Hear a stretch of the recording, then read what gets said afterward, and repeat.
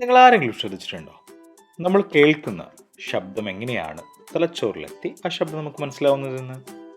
ഉദാഹരണത്തിന് നമ്മൾ ട്രംപറ്റ് എടുത്തു. ഈ ട്രംപറ്റിൽ നിന്ന് വരുന്ന സൗണ്ട് വേവ്സ് നമ്മുടെ പുറം ചെവി അഥവാ എക്സ്റ്റേണൽ ഇയറിലെത്തി നേരെ ഇയർ കനാലിലൂടെ, ഒരു ചെറിയ ഇടുങ്ങിയ ഇയർ കനാലിലൂടെ നേരെ ചെന്നിട്ട് ടിംപാനിക് മെംബ്രെയിൻ്റെ മേലെ ചെന്ന് തട്ടിയിട്ട് ഒരു വൈബ്രേഷൻ ക്രിയേറ്റ് ചെയ്യുന്നുണ്ട്. ഈ ടിംപാനിക് മെംബ്രെയിൻ്റെ മുകളിലാണ് 3 ചെറിയ ബോൺസ് അറ്റാച്ച് ചെയ്തിട്ടുണ്ട്: മാലിയസ്, ഇൻകസ് ആൻഡ് സ്റ്റേപ്പിയസ്. ഈ 3 ബോൺസിലുണ്ടാകുന്ന വൈബ്രേഷൻസ്, ഈ ബോൺസ് നമ്മൾ വൈബ്രേഷൻ ഒന്നും കൂടെ ആംപ്ലിഫൈ ചെയ്തിട്ട് കോഹ്ലിയയിലേക്ക് ട്രാൻസ്മിറ്റ് ചെയ്യും. കോഹ്ലിയ എന്ന് പറയുന്നത് ഒരു ഉച്ചിൻ്റെ ഷേപ്പിലാണ്. കോഹ്ലിയക്ക് അകത്ത് ഒരു ദ്രാവകമുണ്ട്.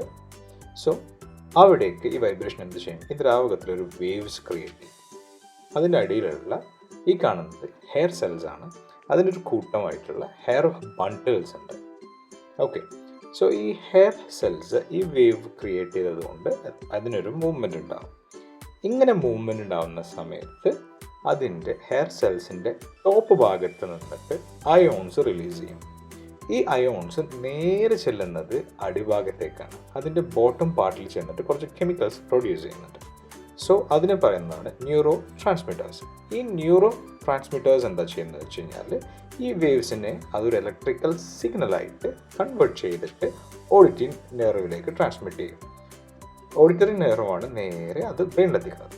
ബേസ് ഓഫ് ദ കോക്ലിയയിലുള്ള ഹെയർ സെൽസ് ആണ് ഏറ്റവും ഹൈ പിച്ചായിട്ടുള്ള സൗണ്ട് ഡിറ്റക്ട് ചെയ്യുന്നത്. അതിനുശേഷം തൊട്ടുമേലെ സ്പൈറൽ ഭാഗത്താണ് ഒന്നുകൂടെ സോഫ്റ്റ് ആയിട്ടുള്ള പിച്ച്.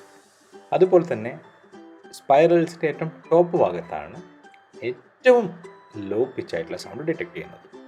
അങ്ങനെ ഡിറ്റക്ട് ചെയ്യുന്ന സൗണ്ട് നേരെ അത് നമുക്കൊരു ഇലക്ട്രിക്കൽ സിഗ്നലാക്കിയിട്ട് ഓഡിറ്ററി നെർവിലൂടെ ബ്രെയിനിലെത്തിയിട്ടാണ് നമുക്ക് ആ സൗണ്ട് നമുക്ക് മനസ്സിലാവുന്നത്. Thanks for watching mallu.com. Like, subscribe and comment and share.